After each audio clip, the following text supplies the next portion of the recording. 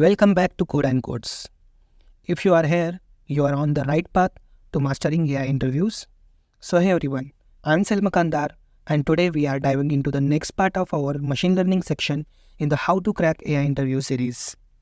So in this video, we are going to be explore like what is the regularization, what is the high bias, high variance, and what is the skewed classes and many more things along with the evaluation matrices. Okay. So if you missed the last video, no worries. I have got the link into the description so you can catch up. Make sure you watch that first if you need a refresher before jumping into today's content. So before going to the actual content, I wanted to show to my new viewers like what and all the sections we are going to be prepared for the AI interview. So these sections actually I divided into the 10 different parts where it is from the machine learning to the C and basic OS, and this video is currently part of the machine learning section where we are going to be explore these topics. Okay, so from this some of the topics we already explored. So let's get started with the today's video. And if you are finding this helpful, don't forget to like, subscribe and hit the notification bell so you don't miss the next parts of the series. So let's start with the today's content. Yeah.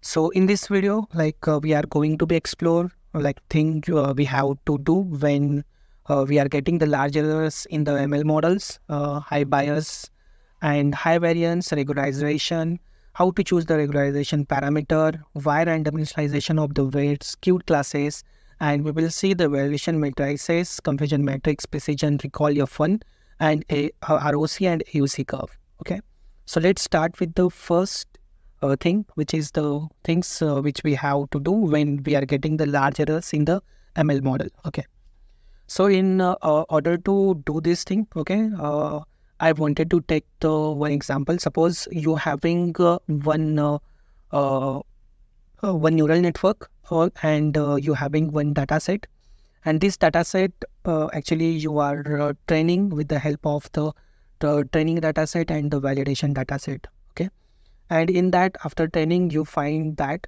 you are getting very large errors. Okay, so what and all the steps actually you can able to do. So the first step is if in your data set, if there are the very less number of the example, okay, and especially if you are getting the large errors onto the unseen data, then in that case you need to increase the training data set. Means you need to add the more training examples into that data set.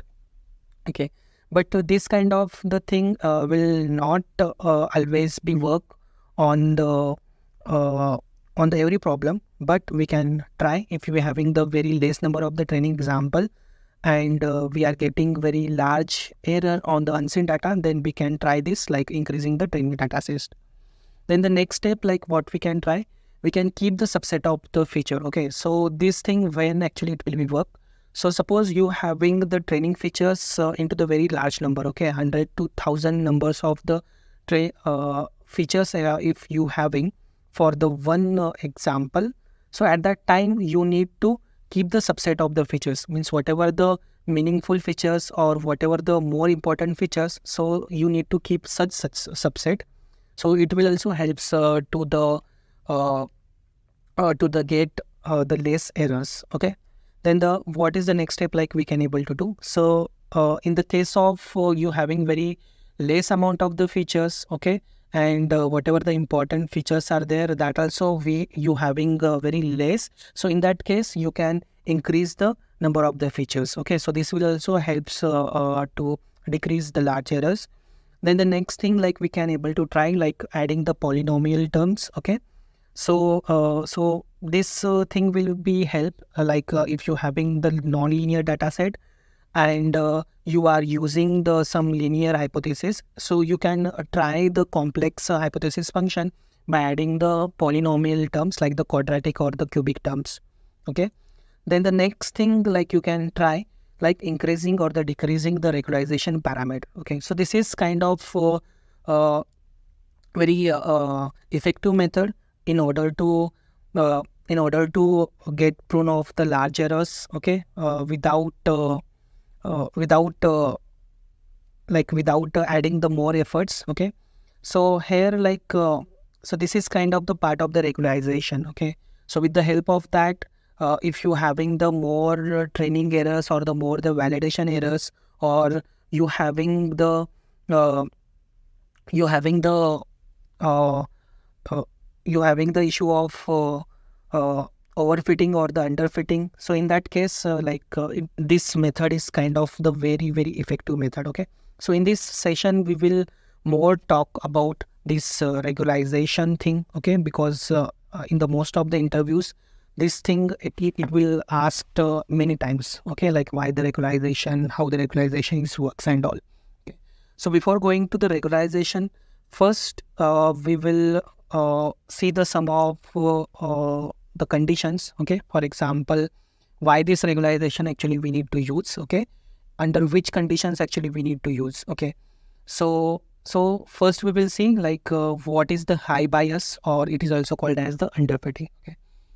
So suppose you having one training data set, okay. Suppose you having one training data set, okay, and this data set actually you divided into the uh, training and the validation data set, okay. So yeah, so whatever your complete data set it is there, what you did, you split into the two sets. One is the training a training split and another is the validation split, okay.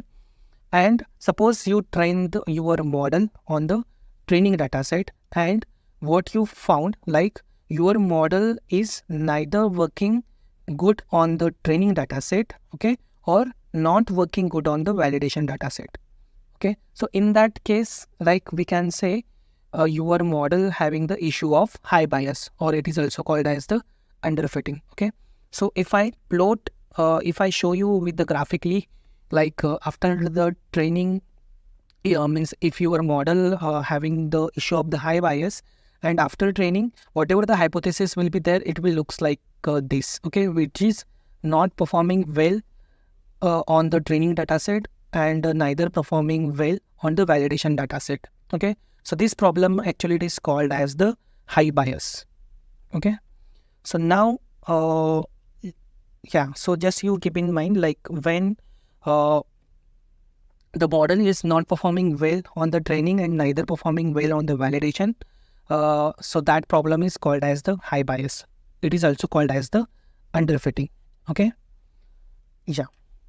So if you see, if you analyze the hypothesis of when you having the high bias problem, so it is looks like kind of the flat, okay. It is not fitting well to the training and not fitting well to the unseen data also. So because of that, it is not performing well on the training also, and it is not performing well on the validation also, okay.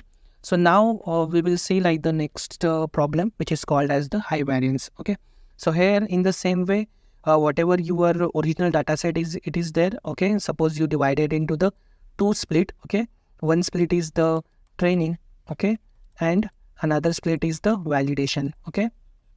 And after the training the model, what you found, like your model is doing very well on the training data set, but it is not doing well on the validation data set, okay. So this kind of the problem actually it is called as the high variance or the overfitting, okay.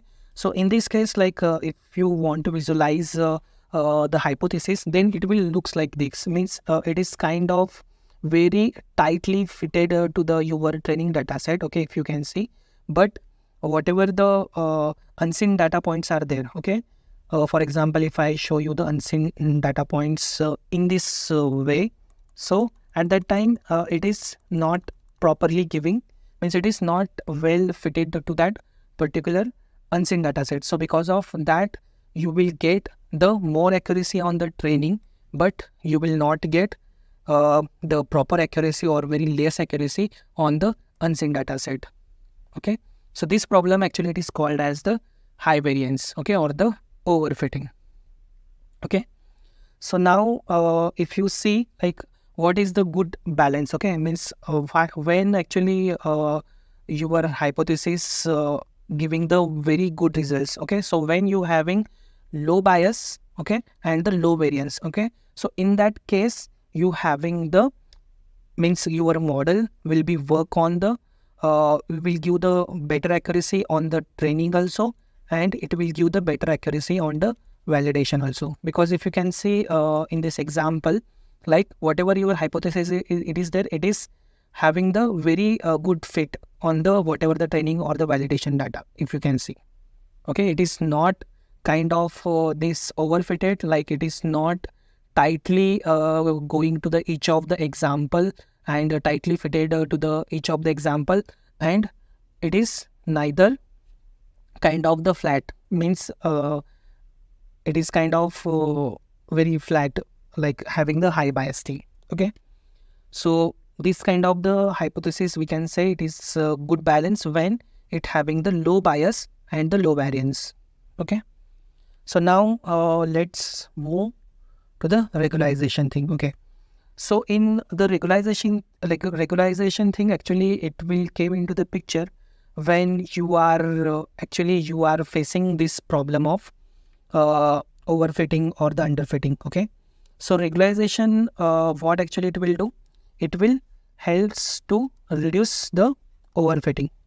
Okay, it will helps to reduce the overfitting or high variance. Okay, so in that case, like regularization actually it will used. Okay, also it will helps to use to reduce the underfitting also. Okay, but there are the some of the other methods are also be there. Okay, but the most commonly actually it is used in order to reduce the overfitting problem. Okay, so the whatever this regularization term it is there, what actually it will do, it will penalize your weights or it will penalize, okay, it will penalize your weights, okay, in order to make whatever the tightly fitted hypothesis, it will make that hypothesis more smoother. Okay, like this. Okay, so after applying the regularization, okay, it will penalize the magnitude of the weights and it will make that particular hypothesis more smoother. Okay, and the regularization term, it is always applied to the cost function. Okay,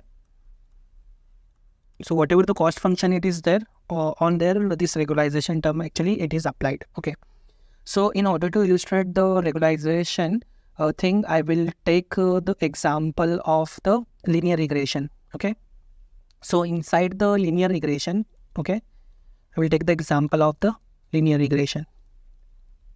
Okay,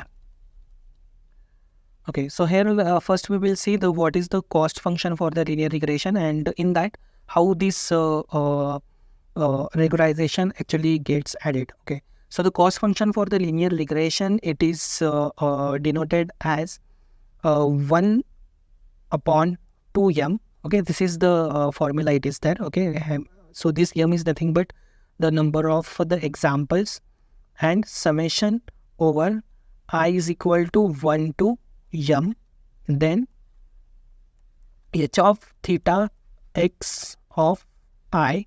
Okay, means it is nothing but the prediction for the ith example minus y of I. So this is the actual output for the ith example, okay, square. Okay, so this is the cost function.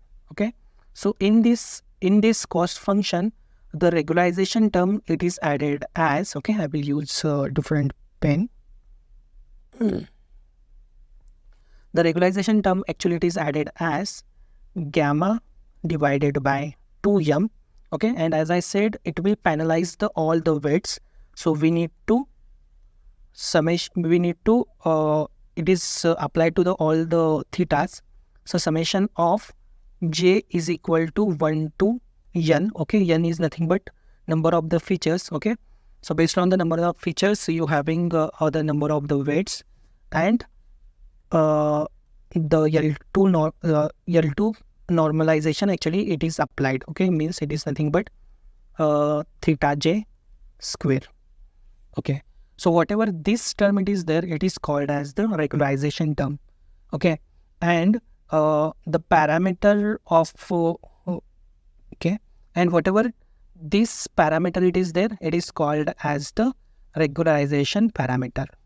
Okay, so depending on the value of this parameter, our the regularization effect actually it is added to whatever the weights are there. Okay, so depend on this whatever the weights are there, it will gets penalized. Okay, so if you use like very high value of the gamma parameter, okay, so at that time what will happen, whatever the weights are there, it will gets the more penalized. Okay, means it will because of you are taking the very large value of the gamma, whatever the weights are there, it will become close to the zero. Okay, and because of that again you will get the high bias. Why you will get the high bias? For example, uh, if you take the value of the gamma as the 10,000, okay, so because of that whatever all the thetas are there, it will it may having the regularization parameter regularization effect, it will take increased. Okay, so because of that your weights will gets more close to the zero, and if you all the weights if you gets more close to the zero, then whatever the hypothesis you will get, it will get like kind of the flat, and you will again end up with the high bias. Okay, in what case, if you take the value of the gamma is very large. Okay, then in the another case, if you take the value of the gamma is kind of very small. Okay, so at that time what will happen? Okay, I will take the different pen. So at that time what will happen, like means whatever the regularization effect is there, it will not that much impact to the final weights. Okay, means whatever the thetas are there, it will not that much penalize. So whatever this curve whatever this hypothesis actually you are getting, it will not become that much smoother. So again, if the value of the gamma if you take very low, then again you will get the high variance. Okay, so in order to avoid, like what actually we need to do, we need to choose the intermediate value of the gamma. Okay, means it's not have to be that much high and it's not have to be that much small. Okay, we need to choose the intermediate value. So if you choose the intermediate value, then you will end up with the low bias and the low variance, and whatever the hypothesis will be there, it will be the best fit hypothesis it will become, which is the good balance between the high bias and low bias, and because of that it will give the good accuracy on the training as well as good accuracy on the validation also. Okay, yeah, so I hope you understood this regularization, and whatever this formula it is there, that actually just we need to keep in mind. Okay, yeah. So now the question is like how to choose this regularization parameter. Okay, means whatever this gamma parameter is there, like how actually we need to choose. Okay, so let me select different color pen. Okay, yeah. So whatever this gamma parameter value, actually we need to choose this value with the help of the hyperparameter tuning. Okay, so in this like what actually we need to do, we need to start with the very small value of the gamma. For example, if I will start with the value of the gamma like 0.001. Okay, so then what actually I need to do, whatever the training data set means whatever the data set I having, okay, I will divide into the two splits. One is the train and one is the validation. Okay, and after that means I will go through the training. Okay, then after that I will what I will do, I will plot the cost function with respect to the whatever the training iterations are there. With respect to that, I will plot that, and I will analyze this cost function. Okay, so I will plot this cost function with respect to the training set and with respect to the validation set. Okay, yeah. So what I will do means, after training, what if my, suppose this is the training error, means training cost, and suppose this is the validation cost. Okay, so after plotting this curve, if I get the high training error and if I get the high validation error, okay, so at that time what I can say, this is the problem of high bias. Okay, so in that case what I need to do, I need to decrease the value of the gamma. Okay, whatever the gamma it is there.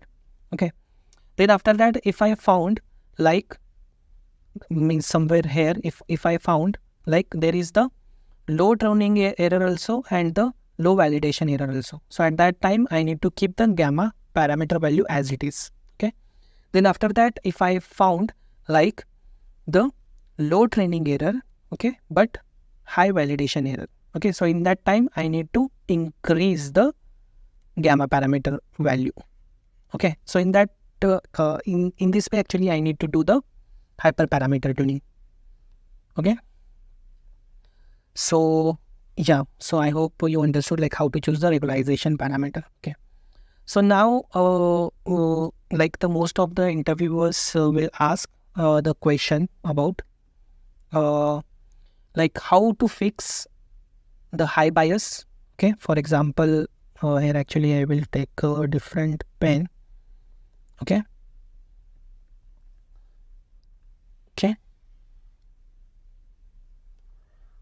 they will ask like how to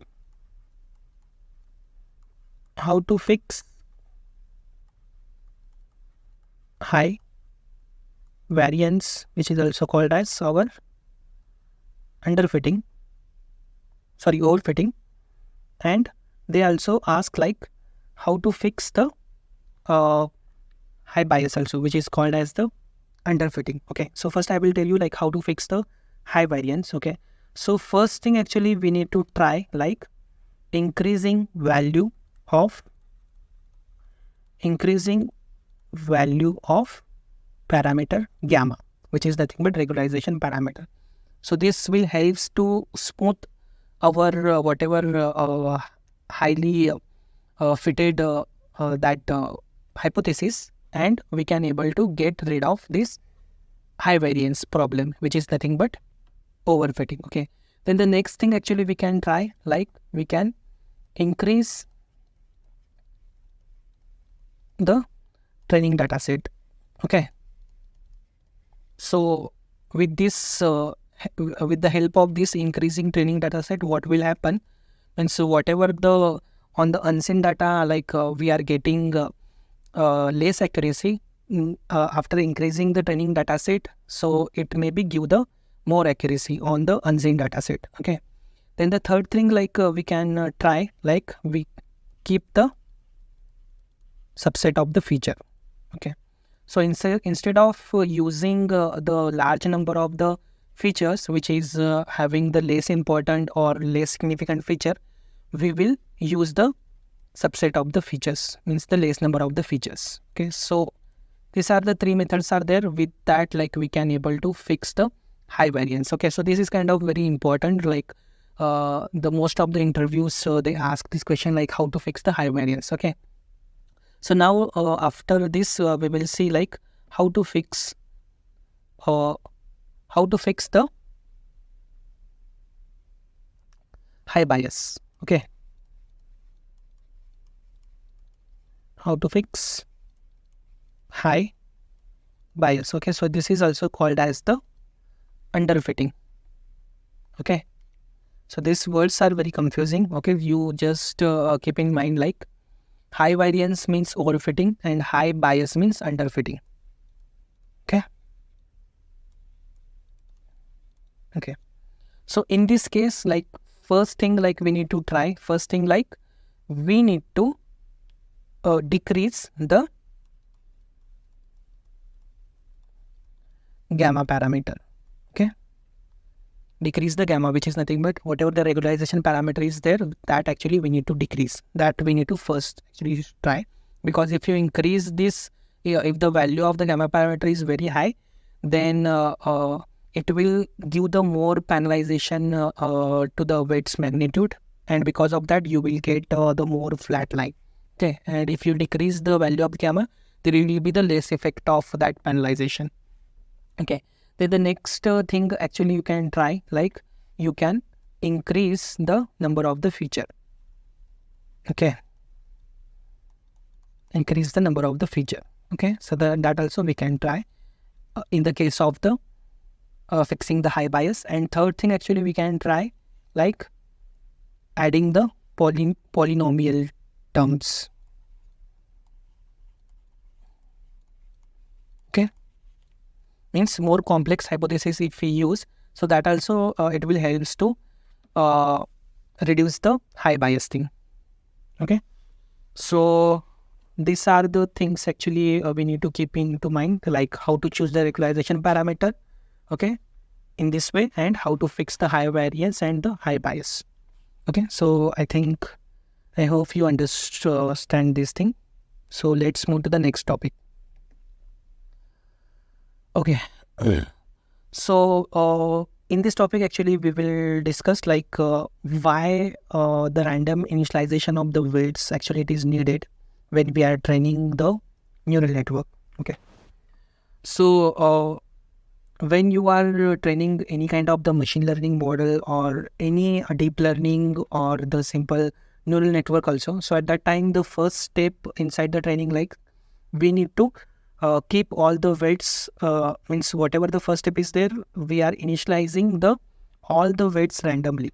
Okay, so why actually it is very important. Okay, so with the random weight initialization, so what will be happen, like the model can able to learn the diverse features. Okay, it will not stick to the similar features, it can able to learn the diverse features. Okay, but what will happen, like if you initialize all the features to the 0, okay, or if you initialize all the features to the some constant value, okay, so in that case, like what will happen? Okay, so this kind of the question, like it will maybe asked by the interviewer, like what if I will initialize all the weights to the 0, or what if I will initialize all the weights to the some constant value? Okay, so in that case what will happen, like if you initialize all the weights to the some constant value, then inside the forward propagation all the computations will be happen into the similar. Okay, means it will compute the similar computation, it will compute the similar activations. Okay, and as the result of this, like whatever the computations actually we are getting, we will get the same value. Okay, into the forward propagation. So in the consequence of this, what will happen into the backward propagation? Okay, into the backward propagation, all the gradients will compute the identical value. Okay, means whatever the in the backward propagation, whatever the derivatives we are computing, it will become the identical. And because of this, what will happen, whatever the errors with respect to the each layer we are computing, that is also become the identical. And because of that thing, all the weights will be updated into the similar way. Okay, all the weights will be updates into the with some similar proportion or into the similar way only. Okay, so because of that, the model model will learn the similar features only. Okay, model will learn the similar features only. Okay, and model will fail to learn the diverse feature. Okay, because of initializing all the weights to the some constant value or the 0. Okay, so because of this, like we need to initialize the weights to the random. Okay, why?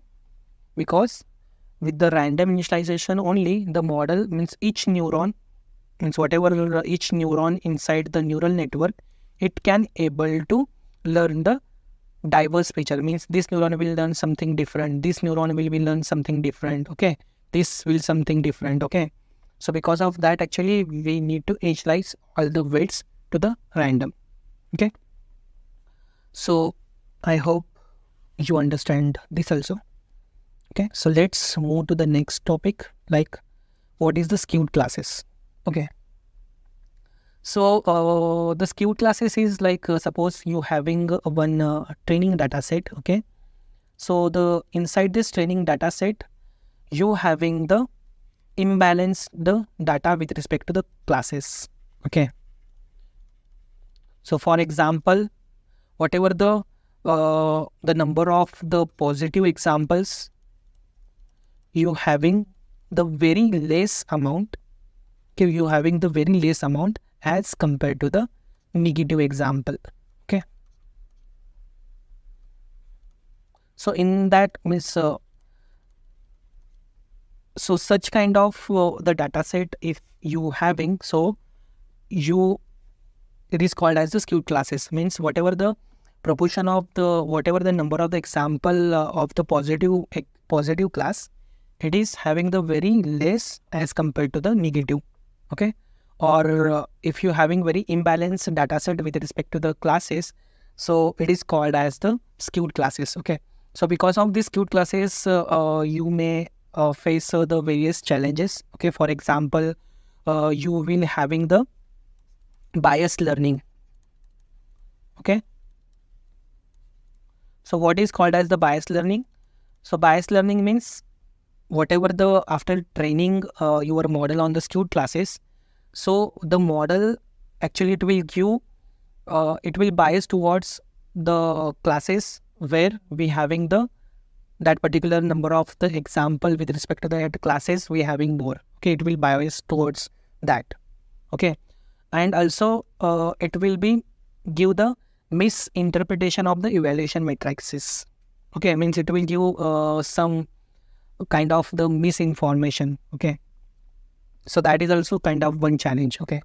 So how actually we can able to overcome these challenges like of the skewed classes? So the first thing, like what actually we can try. So there are the various methods are there in order to overcome of the skewed classes, okay. So one of the most common method it is there, which is called as sampling method, okay. So inside that what actually it is there, like the first method is there, it is called as the sampling, okay. So in this again there are the two methods are there, like we can oversample the minor classes examples, okay. So in that what we need to do, we need to just duplicate the minor classes example, so it will match with the whatever the major class is there, it will match with that, okay. And another type is there, it is called as the undersample the major class, okay. So here like what actually we need to do, we can remove some of the examples from the major class, so it will match the count of the example with the minor class, okay. So that is the two methods are there. Then another method is there, it is called as the synthetic data generation, okay. So instead of the duplicating the examples, we need to generate the synthetic data under the minor classes, so it can able to match with the major classes, okay. Then another method is there, which is called as the weight balancing, okay, or it is called as the weighted classes, okay. So here with respect to each class, actually we need to assign some specific weight, okay. And in this case, like we need to, means after assigning the specific weight to the each minor and the major class, and like with respect to the minor class, we need to provide the more penalty So whatever the model actually it can realize, like it may be having the more it can able to give the more importance to the minor classes. Okay, so like that, the another method is there which is called as the weighted class. Okay, so these are like kind of very high level things actually are given, like how we can able to overcome the challenges of the skewed classes. Okay, yeah, so I hope you understand this also. Okay, so now let's move to the next topic, which is called as the evaluation metrics. Okay, yeah. So after training your model, okay, whatever the machine learning or the deep learning, okay, so there are the some of the evaluation matrices are there. So with the help of that, like we can able to find out like how much model is accurately predicting the results, or how actually it is good. Okay, so there are the various matrices are there, like precision, recall, F1, ROC, AUC curve. Okay, but before going there, like first we need to understand like what is the confusion matrix. Okay, so the confusion matrix is kind of the matrix where actually we will get the information about how much the model is predicted true positive, how much actually it is predicted the false negative. Okay, and how much false positives and the true negatives things are there. Okay, so this is kind of the 2 by 2 matrix, say it is there. Okay, where whatever the this part is there, whatever the rows are there, it is with respect to the actual ground truth, and whatever the columns are there, it is indicating the predictions. Okay, and this is with respect to the class 1, this is with respect to the class 0, means it is the positive class, negative class, and this is with respect to the class 1, and this column is with respect to the class 0. Okay, so here like when I can say like that particular example or the particular thing is the true positive, when my actual ground truth is also 1 and my prediction is also 1. So in that case, I can say that is the true positive. When I can say the false negative, when my actual ground truth is the 1, okay, but my prediction is the 0. Okay, so at that time I can say that example is the false negative. When I can say the false positive, when my actual ground truth is the 0 but my prediction is the 1, so at that time I can say it is the false positive. And when I can say it is the true negative, when my actual ground truth is the 0 and my prediction also it is 0. Okay, so in that case, in that way, like the true positive, false positive, false negative and true negative, actually we can able to compute. Okay, I know it is you not got the properly, so for that actually I prepared one example. Okay, so suppose we having one example. Okay, we are suppose we trained one the model in order to classify the image is for the apple or it is not for the apple. Okay, so here what actually we are doing, after the training we will get this trained weights for the neural network, and we are passing this apple image to the neural network, and this neural network will be give the output is either that image is the apple or that image is the not apple. Okay, so now first thing is like in order to understand the confusion matrix. Okay, so here I prepared this table where the rows are the actual predictions, means these are the actual prediction, these are the actual ground truth, and the whatever the columns are there, these are the predicted result. Okay, and this is for the apple, means for the class 1, and this is for the class 0 is the not apple. Okay, so now when I can say that the specific example is the true is counted as the true positive, when I can say this thing. Okay, when my actual ground truth is the apple. Okay, means my actual ground truth, suppose it is the apple, and my predicted value is also apple.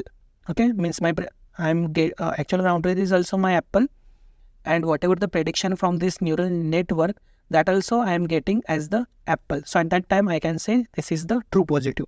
Okay. Then when I can say the false negative, okay, when my means whatever the example actually it is there, when I can say it is counted as the false negative when my actual means whatever this actual ground truth is the apple, and whatever the predictions which I am getting from the neural network is the not apple. Okay, means if I get this particular output, so at that time I can say that example is the false negative. Why? Because my actual ground truth is the apple, but my neural network is predicting this is not the apple. Okay. Then in the same way, how I can count the false positive? Okay, or I can say like that particular example is counted as the false positive when my actual ground truth is the not apple. Okay, and my prediction from the neural network is the apple. Okay, so at that time I can say this is the false positive. Why? My actual output is the not apple, but still my neural network is predicting this is the apple. Okay, so because of that, this is the false positive.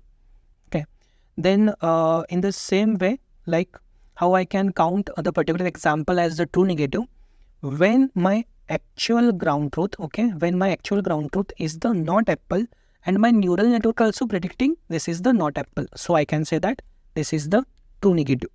Okay, so this is kind of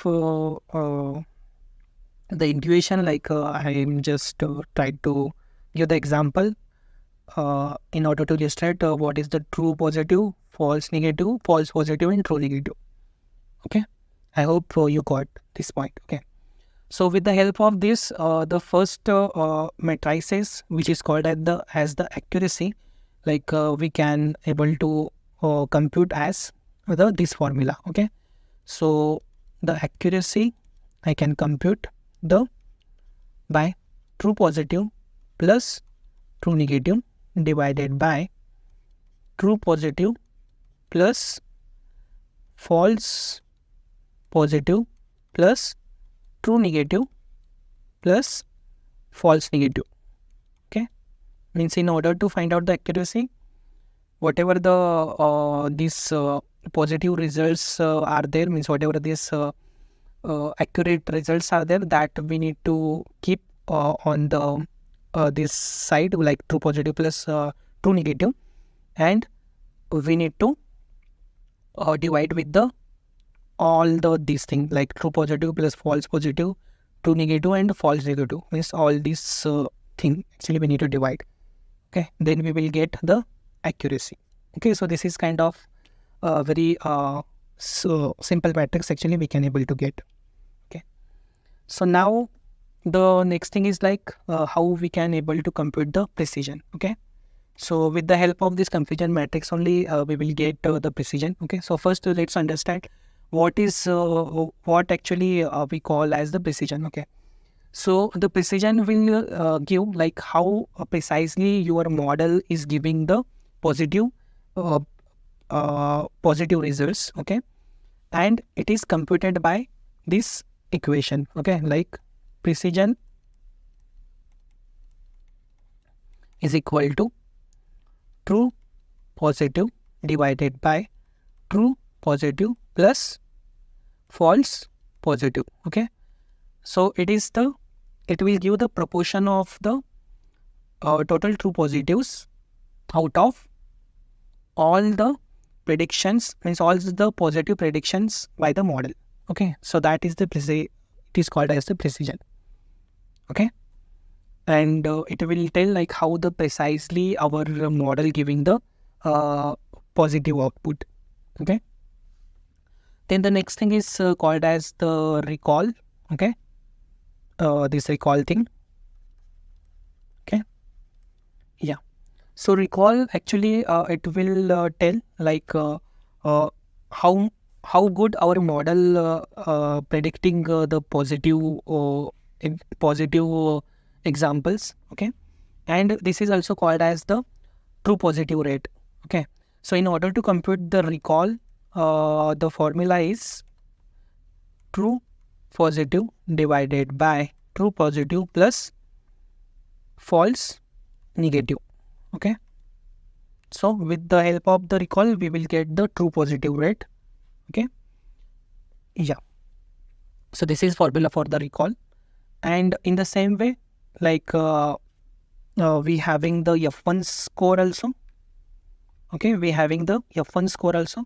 So whatever this F1 score it is there, actually it will give the harmonic mean of the precision and recall. Means it will give the trade-off between the precision and recall. Okay, and means we can able to see like how much with the F1 score, like we can able to see like how much model is having the precision and the recall into the combined way. Okay, so formula in order to compute the F1 score is 2 into precision into recall divided by precision plus recall. Okay, like it is give the overall how much the precision and recall, like kind of the mean value actually we can able to get with the F1 score. Okay, yeah. So now let's understand like what is the ROC and the AUC curve. Okay, so this is also kind of very common question inside our interviews. Okay, so the first let's understand like what is the ROC. Okay, so the full form of the ROC is it is called as the received operator characteristics. Okay, characteristics. Okay, it is called as the received operator characteristics. Okay, and it will give the ratio of not ratio. Actually, it will means this ROC curve. Actually, with the help of that, we will get the plot of false. We will get the plot of the true positive rate versus the false positive rate. Okay, so with the help of that, actually we will get this kind of the plot with respect to the different threshold values. Okay, means from the 0.1, 0.2, 0.3. With respect to that, actually we will get this kind of the plot, and inside the plot we will get like the plot for the true positive rate versus the false positive rate.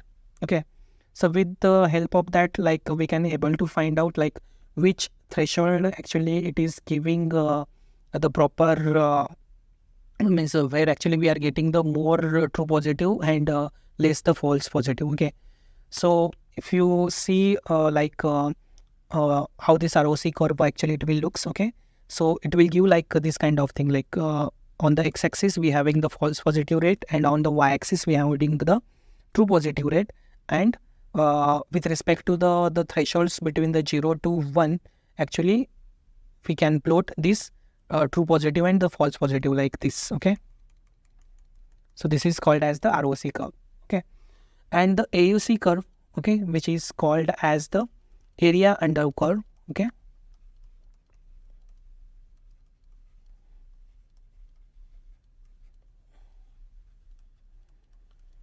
so whatever the AUC curve is, AUC value is there, it is the area under the ROC.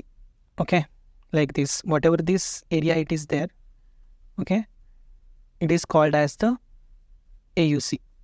Okay, whatever the this whole area. Okay, for this particular ROC, this is the AUC. For this ROC, this is whole the area under this is the AUC, and for this ROC means whatever this blue line is there, this the whole area we can call it as the area under curve, we can call it as the AUC. Okay, so what is the significance of the AUC? Okay, so the AUC will tell like our model how much it is good at distinguishing distinguishing the positive examples from the negative examples. Okay, so it will means with the help of the AUC curve, like we can able to find out our model is how much good in order to distinguish the positive examples from the negative examples. Okay, so when we having the AUC is equal to 1, then our model is perfectly distinguishing the positive examples and the negative examples. Okay, for example, in this case, okay, which we having the better AUC here. Okay, but if we having the AUC kind of the 0.5 or the less than that, so at that time our model is not distinguishing correctly the positive and the negative. It is giving just some random guess. Okay, for example, if you can see this yellow line, so this is kind of the very bad AUC. Okay, so yeah, so these are all the things are there in this video actually we covered. Okay, so I hope you understood all the things. Okay, so still someone if not subscribe to my channel, please subscribe my channel and hit the notification bell and share to your friends or who is actually looking for the AI preparation for the interview. Okay, yeah, so thank you so much.